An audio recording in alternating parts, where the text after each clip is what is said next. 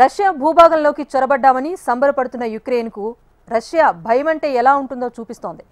Ukraine అంతటా బాంబుల వర్షాన్ని కురిపిస్తోంది. గడిచిన 2 రోజులుగా వందలాది డ్రోన్లు క్షిపణులతో విరుచుకుపడుతోంది. కరస్క్లో చొరబడిన యుక్రెయిన్పై పగబట్టిందా అన్నట్టుగా భీకర దాడులకు దిగుతోంది. రష్యా మిజైళ్లను డ్రోన్లను కొన్నింటిని యుక్రెయిన్ అడ్డుకుంది, మరికొన్నింటిని మాత్రం అడ్డుకోలేకపోతోంది. అయితే అడ్డుకోని మిసైల్స్, డ్రోన్లు యుక్రెయిన్లోని విద్యుత్ స్టేషన్లను టార్గెట్ చేశాయి. దీంతో యుక్రెయిన్లోని పలు నగరాలు అంధకారంలో చిక్కుకుపోయాయి. మరోవైపు రష్యాపై దాడికి లాంగ్ రేంజ్ ఆయుధాలు ఇవ్వాలి అంటూ యుక్రెయిన్ అధ్యక్షుడు జెలెన్స్కీ కోరారు. తమను తాము రక్షించుకోవాలి అంటే ఎదురుదాడులు తప్పనిసరి అంటున్నారు. అయితే పశ్చిమ దేశాలు లాంగ్ రేంజ్ ఆయుధాలు ఇస్తాయా? జెలెన్స్కీకి పశ్చిమ దేశాలు ఎలాంటి హామీ ఇచ్చాయి? What the story? యుక్రెయిన్ పై నిప్పులు కురిపిస్తున్న రష్యా. కరస్క్కు రష్యా ప్రతీకారం తీర్చుకుంటోందా? రష్యా దాడులను యుక్రెయిన్ తిప్పికొట్టగలదా? యుక్రెయిన్ పై రష్యా నిప్పుల వర్షం కురిపించింది. 2వ రోజు కూడా భీకరమైన దాడులతో విరుచుకుపడింది. కొన్ని నెలలుగా కేవలం తూర్పు యుక్రెయిన్ కు మాత్రమే ఈ యుద్ధం పరిమితమైంది. తాజాగా తన మిసైళ్ల దుమ్మును రష్యా దులిపేసింది. 25న యుక్రెయిన్ అంతటా బాంబుల వర్షం కురిపించింది. ఏకంగా 100 డ్రోన్లు, 100కు పైగా క్షిపణులతో యుక్రెయిన్ నగరాలపై మాస్కో సేనలు విరుచుకుపడ్డాయి. ఈ దాడులు 2వ రోజు కూడా కొనసాగాయి. తాజాగా 10 క్షిపణులు, 81 డ్రోన్లతో దాడి చేసినట్టు రష్యా తెలిపింది. అయితే దాదాపు సగానికి పైగా మిసైళ్లను, 60 డ్రోన్లు కూల్చేసినట్లు యుక్రెయిన్ తెలిపింది. మిగిలిన క్షిపణులు, డ్రోన్లు యుక్రెయిన్ మౌలిక వసతులపై దాడి చేశాయి. ప్రధానంగా నీరు, విద్యుత్ సరఫరా కేంద్రాలను రష్యా టార్గెట్ చేసింది. యుక్రెయిన్లోని పలు నగరాలు అంధకారంలో మునిగిపోయాయి. ఓసారి ఈ మ్యాప్ చూడండి. 2 రోజుల్లో సుమారు 20 నగరాలను లక్ష్యంగా చేసుకుని రష్యా దాడులకు దిగింది. ఈసారి పశ్చిమ యుక్రెయిన్లోని లీవ్తో సహా పలు ప్రాంతాలపై మాస్కో క్షిపణుల మోత మోగింది. ఎక్కువగా తూర్పు మధ్య యుక్రెయిన్లో దాడులు జరిగాయి. ఈ దాడులను చూస్తుంటే గతంలో కంటే భీకరంగా, భారీగా నగరాలను క్రెమ్లిన్ టార్గెట్ చేసినట్టు ఇట్టే తెలిసిపోతుంది. చాలా నగరాల్లో పౌర నివాసాలపై కూడా దాడులు జరిగాయి. క్రివరీ పట్టణంలోని ఓ హోటల్పై కూడా దాడి జరిగింది. ఈ హోటల్ దాడిలో 2 మృతి చెందారు. మరో 5గురికి తీవ్ర గాయాలయ్యాయి. ఒక్కసారి ధ్వంసమైన ఆ హోటల్ను చూడండి. జపరిజియా రీజన్లో ఓ ఇంటిపై కూడా దాడి జరిగింది. రాత్రి 2 గంటల సమయంలో డ్రోన్ దాడి జరిగినట్టు బాధితులు వెల్లడించారు. శిథిలాల నుంచి ఓ ఇంట్లోని కొందరు ప్రాణాలతో బయటపడ్డారు. కానీ 2 మాత్రం ప్రాణాలు కోల్పోయారు. తాజా దాడుల్లో మొత్తం 4 మృత్యువాత పడ్డారు. అంతకు ముందు రోజు 5గురు చనిపోయారు. ఈ దాడులతో రష్యా వ్యూహమేంటో స్పష్టంగా తెలుస్తోంది. పౌర నివాసాలు, మౌలిక వసతులపై దాడికి ప్లాన్ చేసింది. ఇప్పుడు యుక్రెయిన్లో శీతాకాలం సమీపిస్తోంది. అందుకే విద్యుత్ స్టేషన్లను ప్రధానంగా రష్యా లక్ష్యంగా చేసుకుంది. ఈ వ్యూహంతో యుక్రెయిన్ నైతిక స్థైర్యం దెబ్బతింటుందని రష్యా భావిస్తోంది. కానీ ఇక్కడ 2 సందేహాలున్నాయి. మొదటిది, రష్యా ఆశించినట్టు జరుగుతుందా? రెండోది, ఇప్పుడే యుక్రెయిన్పై దాడులను రష్యా ఎందుకు ముమ్మరం చేసింది అని యుక్రెయిన్ అధ్యక్షుడు జెలెన్స్కీ తీవ్ర అసహనానికి గురవుతున్నారు. యుద్ధ విమానాలు, లాంగ్ రేంజ్ మిసైళ్లను అతడు కోరుతున్నాడు. అవి లేకుండా తమను తాము కాపాడుకోలేమని యుక్రెయిన్ అధ్యక్షుడు చెబుతున్నారు. ఇప్పుడున్న ఆయుధాలతో రష్యా నుంచి వచ్చే డ్రోన్స్ ను, మిసైళ్లను మాత్రమే యుక్రెయిన్ అడ్డుకోగలదు. కానీ ఎదురుదాడి చేయడం మాత్రం సాధ్యం కాదు. అంటే అందుకు అవసరమైన ఆయుధాలు యుక్రెయిన్ వద్ద లేవు. అందుకే దీర్ఘశ్రేణి మిసైల్స్ ఇచ్చి దాడి చేసేందుకు అనుమతించాలని జెలెన్స్కీ కోరుతున్నారు. తమ రక్షణ బలగాలకు అవసరమైనన్ని లాంగ్ రేంజ్ ఆయుధాలను ఇవ్వాలని జెలెన్స్కీ చెబుతున్నారు. అవి ఉంటే ఉగ్రవాదులను వారి ప్రాంతాల్లోనే ఖచ్చితంగా నాశనం చేయగలమని వివరిస్తున్నారు.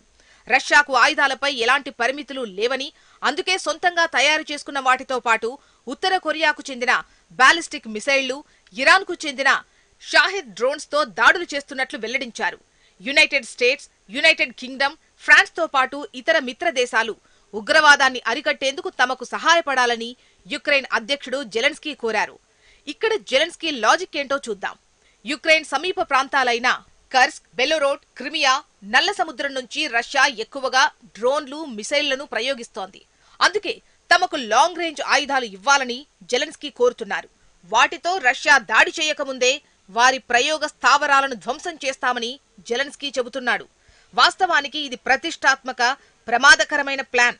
అందుకే పశ్చిమ దేశాలు ఇప్పటి వరకు లాంగ్ రేంజ్ వెపన్స్ కు అంగీకరించలేదు. మరిన్ని గగనతల రక్షణ వ్యవస్థలను ఇచ్చేందుకు యునైటెడ్ స్టేట్స్ హామీ ఇచ్చింది. కానీ లాంగ్ రేంజ్ ఆయుధాలను ఇచ్చేందుకు మాత్రం అంగీకరించలేదు. యుక్రెయిన్ పై రష్యా జరుపుతున్న భీకర దాడులను తీవ్రంగా ఖండిస్తున్నట్టు వైట్ హౌస్ ప్రతినిధి జాన్ కిర్బీ తెలిపారు. యుక్రెయిన్ ప్రజలను అంధకారంలో ముంచేందుకు రష్యా యత్నిస్తున్నట్టు ఆరోపించారు. 50 కూటమి దేశాల ఆధ్వర్యంలో యుక్రెయిన్కు అవసరమైన మరిన్ని మిలిటరీ పరికరాలను అందిస్తామని జాన్ కిర్బీ చెప్పారు. ఎయిర్ డిఫెన్స్ వ్యవస్థలు, క్షిపణి విధ్వంసక వ్యవస్థలను అందిస్తామన్నారు. వీటి ద్వారా రష్యా దాడులను యుక్రెయిన్ అడ్డుకోగలదని జాన్ కిర్బీ వివరించారు. అయితే రష్యా ఆశించినట్టు జరుగుతుందా అంటే అవును అనే చెబుతున్నారు నిపుణులు. అందుకే యుక్రెయిన్ ఆందోళనకు గురవుతోంది. రెండో ప్రశ్న, ఇప్పుడు ఎందుకు రష్యా దాడులను తీవ్రతరం చేసింది? దీనికి కారణం కర్స్క్. ఆగస్టు ప్రారంభంలోనే రష్యా భూభాగంలోకి యుక్రెయిన్ చొరబడింది. ప్రారంభంలో 100 కిలోమీటర్ల మేర రష్యా భూభాగంలోకి యుక్రెయిన్ సైన్యం దూసుకెళ్లింది. ఆ తర్వాత పశ్చిమ రష్యాకు చెందిన కర్స్కీ రీజియన్లో 1300 చదరపు కిలోమీటర్లను తాము నియంత్రిస్తున్నట్టు యుక్రెయిన్ పేర్కొంటోంది. 100కు పైగా పట్టణాలు, గ్రామాలను స్వాధీనం చేసుకున్నట్టు కీవ్ సైన్యం వెల్లడించింది. 600 మంది రష్యన్ సైనికులను ఖైదీలుగా పట్టుకున్నట్టు తెలిపింది. నిజంగానే యుక్రెయిన్ సైన్యం రష్యా భూభాగంలో చేపట్టిన ఆపరేషన్ అత్యంత సాహసోపేతమైంది. కర్స్క్లోకి ఎంట్రీ ఇచ్చి ఉన్నట్టుండి యుద్ధం తీరును యుక్రెయిన్ మార్చిపడేసింది. ఇప్పుడు రష్యాతో చర్చలు జరపడానికి వారి వద్ద యుద్ధ ఖైదీలతో పాటు కొంత భూభాగం కూడా ఉంది. ఇది కొంతమేర పనిచేసింది. యుద్ధ ఖైదీల మార్పిడికి రష్యా 25న అంగీకరించింది. 230 మంది ఖైదీలను ఇరు దేశాలు మార్చుకున్నాయి. ఖైదీల మార్పిడి జరిగిన 2 రోజులకే యుక్రెయిన్పై రష్యా భీకర దాడులతో విరుచుకుపడుతోంది. రష్యా ఐడియా ఏంటంటే కర్స్క్లో యుక్రెయిన్ ఆధిపత్యాన్ని దెబ్బతీయడమే. కర్స్క్లో మరింత లోపలకు యుక్రెయిన్ సైన్యం రాకుండా చేయడానికి యుక్రెయిన్ అంతటా రష్యా దాడులు చేస్తోంది. కానీ కీవ్ మాత్రం అంత ఈజీగా కర్స్క్ను వదిలేసేందుకు సిద్ధంగా లేదు. రష్యన్ భూభాగంలోకి మరింతగా దూసుకెళ్లేందుకు కీవ్ సేనలు ప్రయత్నిస్తున్నాయి. అందులో భాగంగా రష్యాలోని వ్యూహాత్మక మౌలిక సదుపాయాలను టార్గెట్ చేస్తున్నాయి. బ్రిడ్జ్లు, ఎయిర్ ఫీల్డ్లను ధ్వంసం చేస్తున్నాయి. ఇదిగో ఒకసారి వాటికి సంబంధించిన ఉపగ్రహ చిత్రాలు చూడండి. కీవ్ లక్ష్యం కూడా చాలా సింపుల్. తాము ఆక్రమించుకున్న భూభాగాలను ఉపయోగించుకొని రష్యాతో చర్చలకు యుక్రెయిన్ రెడీ అవుతోంది. నిజానికి ఇది ప్రమాదకరమైన ప్లాన్. యుక్రెయిన్ 1300 చదరపు కిలోమీటర్ల రష్యన్ భూభాగంలో తిష్టవేసింది. దీంతో రష్యా సప్లై లైన్లు తెగిపోయాయి. అయితే వాటిని వదిలేసి రష్యా ఎన్నాళ్లుంటుంది? మరోవైపు జరుగుతున్న పోరాటం గురించి మరిచిపోరాదు. బహుశా కర్స్క్లో యుక్రెయిన్ మరింత భూమిని స్వాధీనం చేసుకోవచ్చు. కానీ తూర్పు యుక్రెయిన్లో చాలా భూభాగాలను కీవ్ కోల్పోతోంది. అసలు యుద్ధం తూర్పు యుక్రెయిన్లోనే జరుగుతోంది. ఈ పోరాటం చాలా క్లిష్టమైందని యుక్రెయిన్ ఆర్మీ చీఫ్ కూడా వెల్లడించారు. తూర్పు యుక్రెయిన్లోని పోక్రోవ్స్క్లో పరిస్థితులు దారుణంగా ఉన్నట్టు వెల్లడించారు. గత వారంలో సగటున రోజుకు 50 యుద్ధాలు జరిగినట్లు వెల్లడించారు. ఫిరంగులు, వైమానిక దాడులతో రష్యా సిబ్బంది చురుగ్గా ఉన్నట్టు వెల్లడించారు. ఇక్కడ అసంబద్ధమైన విషయం ఏంటంటే రష్యన్ భూభాగాలను యుక్రెయిన్ స్వాధీనం చేసుకుంటోంది. కానీ తన భూభాగాలను మాత్రం వదిలేసుకుంటోంది. ఇది చాలా ప్రమాదకరమైన పరిణామం. అయితే ఇప్పుడు శాంతి చర్చల గురించి ఎవరు మాట్లాడుతున్నారో తెలుసా? ఆశ్చర్యకరంగా చైనా ఈ చర్యలను ప్రారంభించింది. చైనా రాయబారి ఇండోనేషియా, బ్రెజిల్, దక్షిణాఫ్రికాతో చర్చలు జరిపారు. చైనా శాంతి ప్లాన్కు మద్దతివ్వాలని ఆయా దేశాలను కోరారు.